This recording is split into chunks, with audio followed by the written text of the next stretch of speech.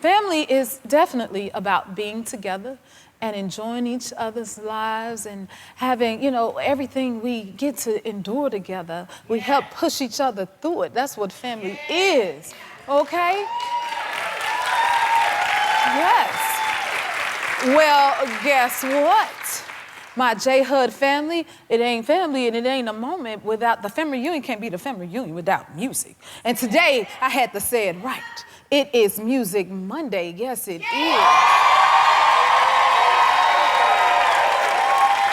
Listen, and it can't be no music at the Jennifer Hudson show without my friend over here, Mr. Charles Jones. Look, and when you're family, you're proud of your family members, okay? Let me say this. I got a singing friend right here. I know I ain't supposed to have a Charles moment right now, but he is music. That thing can sing, he can play, and he can sing. And I have to say, when you in my family, that's all we do is sing. Right. We gonna sing you down, or we gonna talk you down, okay? That's how I say, okay, wait a minute, which one y'all want me to do? You want me to sing? Not today, not today. Oh my God. But see, again, I think you know how much I love music. And speaking of music, I heard it's somebody in the audience. Angelica Brooks, are you out there? Come on, stand up. Come on down here and talk to me now. Come on. Yes, ma'am.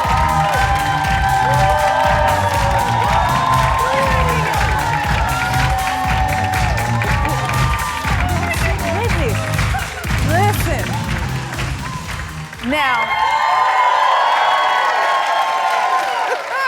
welcome to the show, Angelica. Thank you so much. Thank you so much for being here. Now, it's Musical Monday. Yes. And I hear you are a choir director? I am. Where at exactly? I am at Westridge School, which is in Pasadena. Nice. Shout out to my Westridge family. What's your favorite thing about what you do? Well, I actually come from a family of choir directors. My father was a pianist and a choir director, so was my grandmother. We started off in the church, and then I went from the church to actually going into universities and public schools. I've been doing this for over 20 years. I love that. I mean, I feel like a product of that. Like, that was my favorite thing about school, going to music class and learning the songs and singing in competitions. So you never really know who you're investing in. You know what I mean? And music is universal, it's changing, it's uplifting. So I think it's its own superpower. You know what I mean? Our first guest co-hosts the Great American Baking Show, Celebrity Holiday. Please welcome Casey Wilson. What a nice crowd. I love your dress. I saw everyone dancing in the beginning. I love you all. Yes. This is my family out here. It's a great family. Thank you for coming to see about us. Oh, thank you for having me. Yes, and you just recently had a birthday? I did. It wasn't my most ideal birthday. I went to dinner with my kids and my son just threw up on me all over. So it wasn't my best, but I guess it wasn't also my worst, maybe. No, because you made it to another year. And look at your babies, they're adorable. Oh, thank you. The older one is to blame for throwing up on me. They was like, this is your gift, Mom. Exactly, that's what they do, yeah. And you're celebrating your 10-year wedding anniversary? Yes. Or how do you go about that? Yeah, that's major. Thank you. Did you have anything planned? Some people have feelings about this, but my husband and I'm just like, there's so much to celebrate. We've got Valentine's Day. I kind of had to let this holiday go a bit. And we were very much in love. Yeah. But at a certain point, people are celebrating like their first kiss, their first date. I'm like struggling to touch down on anniversary day. Yeah. And know what that is. But, I'm happy for others that are celebrating. No, I get it. And I know it seems maybe we're not doing well, but we are. Yeah, you have your own way of celebrating. Like, thank you. Not this year, honey, but... Right, celebrating by not celebrating is our way of showing love. As I'm saying it doesn't sound very good. It doesn't sound good. It's your way. Thank you. And there's no right way with, how you love and how you celebrate and what you celebrate. Plus, you got all the babies, and then it's 10 years in. Yes. You're a busy lady. We're working, So I understand, because congrats, look at your beautiful new baby. Thank you. Oh my God, so adorable. Thank you. She's 9 months old, and Frankie, and I'm just in love. I'm in love with her, as you can see. So in love with her, apparently you have career plans for her already? Look, I'd like her to be an influencer so I can Sorry, world, but I want discount codes. Oh my God. Okay, I love this about you. I hear like you have this thing with candy where you're Yes. obsessed with eating candy and It's stuff like an that. addiction. An addiction. Yeah, I've that's the never heard word. of eating candy. Tell me about this. I love candy. And you know, it was Halloween last week. I am obsessed, and I actually gave it up for 3 years, and then I fell off the wagon pretty hard. Oh my goodness. Yeah. So what do you do with the kids when it's time for the trick or treat? Like, do you sneak and eat the candy? Yeah, they're yourself? like, Do they see get me it? with wrappers all around me. They're like, can you please keep out of our candy? Like, it's not a great look, you know? So Halloween's a tougher holiday for me. That's funny. Okay, now I'm a holiday fanatic, like Christmas fanatic, and I Yeah. start my Christmas music before Yes. anybody even begins to think of the holiday. Are you like that? And did you start decorating yet at all? Okay, I'm a Christmas obsessive. In fact, I put up a Halloween tree this year. It doesn't look good. You're gonna see I'm not a crafty Halloween person. tree? A Halloween Okay. tree. That's different. No, I know it's you know, but it's That's really cool. they're like, okay. It's just a means for me to feel closer to Christmas, you know, because I'm like, now we're going. 'Cause to me, Halloween and Thanksgiving are like, just gotta get through them, you know, so I can get to Christmas. I am with you all Yes, day. I have trees and a bedroom tree and then a hero tree in my living room. Well, Casey, I I think, know, I like a tree. I think Oh, that's you my should get son's tree. a anniversary tree then. That is so. Just leave it up. It's actually a really good idea. You got it from me. And then I'll act like it's for him. Yes. Because it's our anniversary release for me to have Christmas all year round. And then it's there. Yeah. You see that? When do you start listening to Christmas music? Listen, I started Nothing can shock me. maybe about a week before Halloween. Wow. Okay. It's serious. It's serious. Yes, What are you putting because, on? Listen, because I feel like the holidays isn't long enough. Like agreed. 30 days, what That's is nothing. that? So kick it off and then it make you feel all warm and fuzzy and then I kick in the decorations, but I still put up a little something, a little pumpkin. Okay, here you go, you know, Halloween. Yeah, exactly. Come on now, boo. And Boo. And then done. right, Yeah. yeah, and that could kind of stay up for Thanksgiving because the color scheme. Right. They move that out the way. Gotta go. You know, Yeah. and then it turns into, I go crazy. Like I light up. When I say the whole community, the whole block is lit up. They with, can see it from space. Yes. Your house. Yes. So I feel you there. Thank you. Okay? Yeah. I do. Okay, now tell me about this Great American Baking Show, Celebrity Holiday. Yes. Is that the dream job? Dream job. Obviously, I should just express my love of candy. So a baking show was incredible to get to host, and it's on Roku, and it's an incredible show. It's with the normal hosts from the Great British Baking Show, with Paul Hollywood and Prue Leith, and some celebrities. You saw Joel McHale in the clip. Yes. Wild gentleman. And Phoebe Robinson, my friend, and there's just tons of DeAndre Jordan. There's all these celebrities were baking, and they were to mixed results, to mixed results. You can't expect these celebrities to know how to bake. Can you bake? No. No. Oh my God! No. Now, listen, I could at least cut the package open, get the cookie out, put it in the oven. Yeah, I could do that. You should see how I cut that package open, girl. Is it just like a slider? Yes, and then there's your cookie, like And I there you baked go. it. If nothing else, you can make like you can, right? That's right. We can pretend like we can. Yeah, I love it. Will you stick around for a little bit? Yes, I will. All right.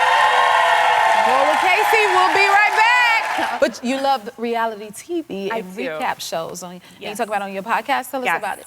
I have a podcast called, I won't say the full name, but B Sesh, where there's my podcast co-host, Danielle Schneider, and we primarily recap The Housewives, but it's a comedy podcast, so we just recap all things kind of, garbage, really, at the end of the day. We try to stay highbrow people that like to talk about lowbrow things, but we're not highbrow at all, so I don't know why we say that. Yeah. You seem very creative. I love Thank that. you. That's a different type of Oh, chew. yeah. Okay, when did you start your podcast? I started it 8 years ago. So we've been in the podcast world for a long time. We have a great audience, and it's incredible. We just did a Halloween contest, and Sonia Morgan is one of the housewives. She judged it for us, and she's an icon, and it's really fun. I love it so much. Will you do one for Christmas stuff?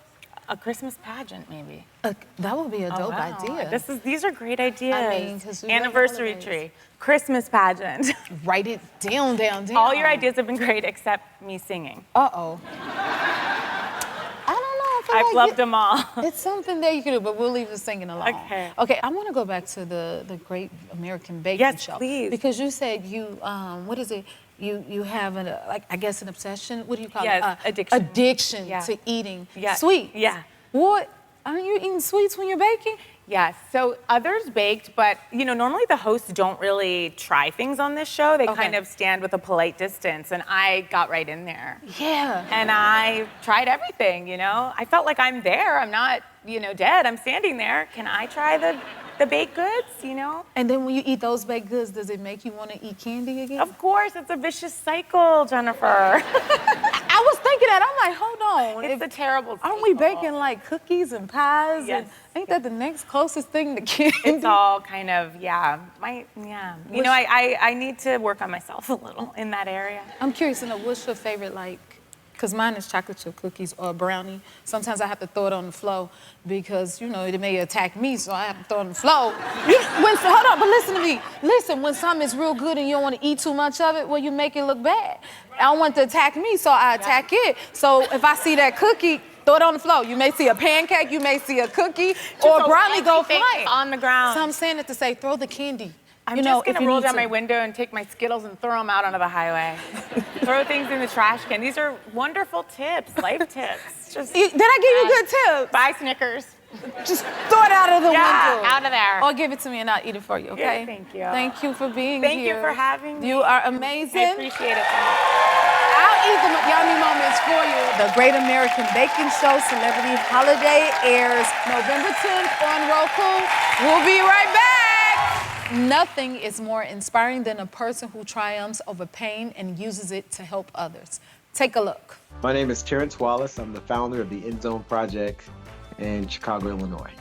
We provide opportunities for disadvantaged Black and brown youth to live in a supportive environment and access to quality education. I grew up on the west side of Chicago that's notorious for crime and violence.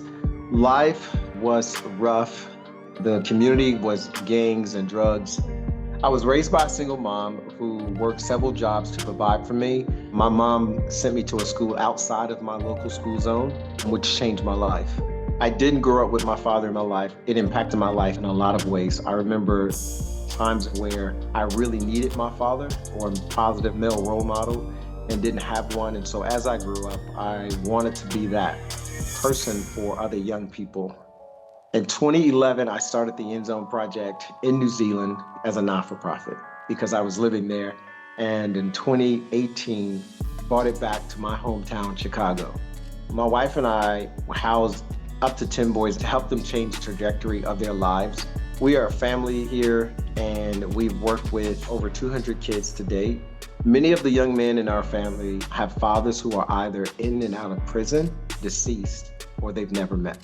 For me, as a Black man who grew up seeing Black men incarcerated, selling drugs, I get to show up every single day as a father figure to a group of amazing young men. And for me, that's my life's calling. We may not be blood, but these are my sons. Please welcome Terrence Wallace. Thank you so much for being here. Thank you for having me. Oh my goodness. Your video touched us all, right? To see the impact that you're making and the difference that you're making, which is extremely important. So we want to celebrate you first and foremost. Thank you very much. And very proud of you and what you do. I'm sure this will hit home with a lot of people. You grew up without your dad. Yes. What was that like for you? Very painful. I grew up resenting my father because I felt like he had abandoned me and my mom. At first, I thought it was me. You grew up with that sense of rejection. Several situations of trauma in my life that I thought, man, if I had my father here, he could have protected me. And so I grew up with that. But, God turned it around for his glory. Yes, he did. How did that experience fuel you to want to help the youth? Primarily because I saw in my neighborhood so many kids without fathers. And when I was younger, I just wanted to adopt a lot of kids. Like I literally wanted to adopt a lot of kids, maybe have one of my own biologically, but then wanted to adopt a lot of kids. And it changed my life because I did work in youth ministry and in the community after school programs and so forth. And so I was like, you know what? I want to create an opportunity for kids to change their trajectory of what a man, a father, a husband should look like. Yeah. Wow. Oh my goodness. And why is your organization called End Zone Project? Where did that name come from? End Zone, okay, when you guys think of End Zone, right? You think of the NFL, Yes. the Super Bowl, right? Well, End Zone is where you score touchdowns, it's where dreams are made, it's where the great commercials happen. End Zone for me, across the country, actually, and outside of the country, a world, you have zoning laws, right? Zoning laws prohibit those who don't live in a certain school zone to attend that school. So you have the very rich or very wealthy people who have access to public education, but it's private because the homes in that area cost a lot of money. Well, End Zone allows those kids to live in that zone, you know, have access to that education without having to pay the bill. Yeah. Did we catch that? Okay. This is really interesting, Jennifer, Yes, because tell us. have you ever played Monopoly? Yes, sir, of Right. course. We So play how y'all love Monopoly, right? Yes. So Monopoly, you wouldn't join a Monopoly game after all the properties have been purchased and everyone has hotels and houses on their property, and then invite you in with your little $200, and then you just paying everybody and you're not making any money, right? Right. You're gonna lose. You're gonna lose. Well, End Zone buys the property and have you move into the house that feels like a hotel, and then you have access to participate like everybody else. Wow, and is that like the facility that you have the boys when they live in the homes? Yeah, it's a home. It's a home. It's a I home. love It's that not you a said facility. home. Yes. Come on. It's a home. It's a big home. I mean, it's a mansion, but it's a home. And the reason for that, when God gave me this idea around End Zone, it could not be an institutionalized model. Our kids are not in prison. They have not done anything wrong. And these moms did not deserve to be left alone raising boys by themselves. And so, But God always got somebody. always got somebody. And that somebody is named right. Terrence Wallace. Will you stick around for a little bit? Absolutely will. Absolutely. We're so grateful to have you. More with Terrence when we return.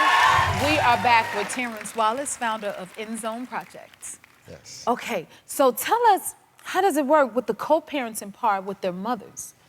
Excellent. So I love, because people fought me on, why aren't you just adopting them? Well, their identities with their biological parents, and if their fathers were around, there would be no need for a Terrence Wallace.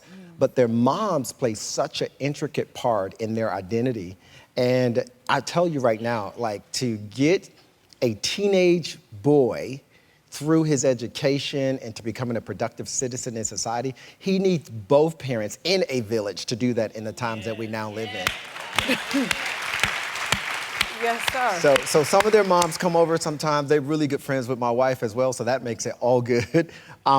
They come, they help cook. Sometimes if we need, like right now, you know, people are like, well, where are the kids at now? Yeah. Well, my mama's there, our village is there helping with the boys. So it really makes a big difference, yeah. Ooh, child, I'm just curious to know, what is the holidays like? Oh man, it's crazy. It's bananas. Like Christmas, Thanksgiving, 4th of July, it's all crazy. Like I tell people all the time, man, our house, if we had cameras on all the time, people would just be flipping out. It is hilarious. Oh, and hilarious. I bet it's full of love and nice and warm like Yeah. it should be. So what do you enjoy doing with the boys? What kind of activities are they into or do you like to do with them? Well, my favorite things that I like doing with our kids, our family, is sitting at the dinner table every single day. It is the best time for me. I don't care where I am. I just want to be at that dinner table when it's time to have dinner because of the conversations. And I have this rule where we could talk about anything at the dinner table because I want them to feel comfortable having conversations that they would normally have with their friends.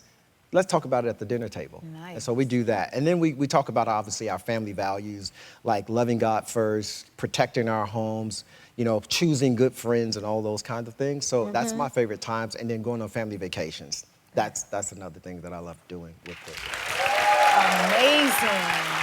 Okay, well, we have them here. Please welcome James, Emmanuel, and Lindell. Come on out. James is the only one here. Is James is the only one? He said James is the only one here. No,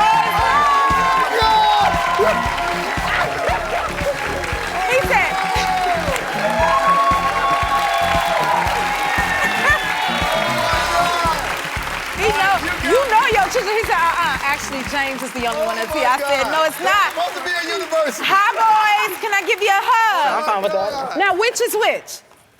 Emmanuel. Emmanuel? I'm James. Oh, James, And that's James. Wendell right there. And this, I'll take another hug. All right, yeah, give me Oh, another my hug. God, you Now, got which me. of y'all supposed to be in college right now? He said, now James is only here. The other one should be in school. Yeah. Wow. You got me. Y'all You got me. surprised, Terrence? I am so surprised. I'm happy you guys are here. We are all happy you all are here. Now, Terrence, how proud are you of all of these books? Man, I'm so proud of you all. I tell you this all the time, but exceptionally proud. Lindell's been with me since he was in 8th grade, and now he's at first year of university. Yes, have your moment. Majoring in mechanical engineering, and Emmanuel is at Grand Valley State and majoring in neuroscience. James is a senior now, and he wants to go into the film industry. Oh, okay. Make them proud, that's right. Now, Emmanuel, tell us, what is your hope for them? My hope for them, they all know this, is it's not just about their education, but it's about them giving back to the communities that they come from. And so for them to be an example and to go and mentor some other young person to show them that regardless of where you come from, regardless of what your circumstances are, if you put God first and you work hard at it, that you can change your narrative and you don't have to be anybody else's story in a negative way in media, but you as a young black man can be your own man and write your own story. Woo! That is powerful. And you guys are amazing. Yeah, he be preaching us like that every day. He teach you like that every day? Yeah, and preaching. So. Oh, preaching and teaching. Yeah, we used to it. What does he mean to you all? You want to go first? Sure, I'm first in the couch, so. He's kind of like a secondary father figure, even though secondary because I do have a stepdad, even though my actual dad did pass like 4 years ago. It's pretty sad. But anyway, like he's there for us. He provides for us. He goes to events, our games. Like basically, he's just always there when he can be. And it's like the support he's shown us, because I've seen it all. I've seen ups, downs, change, new kids, old kids. And it's like, even through the hardship, he still stayed with it. And that's something I can really admire and really respect about him.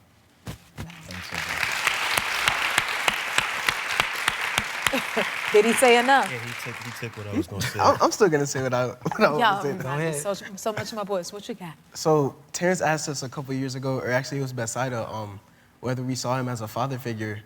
And like there was mixed opinions and everything because nobody wants to be vulnerable or whatever. Right. So we're like, no, of course not. Nah. But like I had a conversation with him like a little while ago, just seeing him as the example of like what a man should be. And because I try to do everything, but he actually does everything. Like he has a full-time job. He has 200-something kids. Like all this stuff, and he works at the church. Like he's involved. So he really just like and the man of God that he is and everything like that. Like he really just sets the standard for me. Yeah, that's what I would say. Wow. We need to take a moment for this. Well, since they took what I was going to say, Oh, sure we did. I'm going to have to make something on the fly now. Just speak from the heart. Terrence, he provides something that I don't have, you know? And he goes every step of the way to make sure I have everything that I need. And it's just truly touching because growing up, I didn't have my father. So like just being with him just shows me what man I can be because he's developing me into being a way better man than before. And I'm just like happy to just like being able to say, call him my father figure, or at least my father, because he's always there for me whenever I need something, so. And say thank you. Well, y'all continue to make him proud. And you keep being the awesome man that you are and the great example that you are. We need more men like you and you guys that's coming up. So Continue to make us proud. All right. Woo, that almost took me out. We'll be right back. If you like this video, smash that like button and subscribe to the Jennifer Hudson Show YouTube channel. Check your local listings or visit jenniferhudsonshow.com to see when you can watch full episodes in your area. And don't forget to sign up for the newsletter.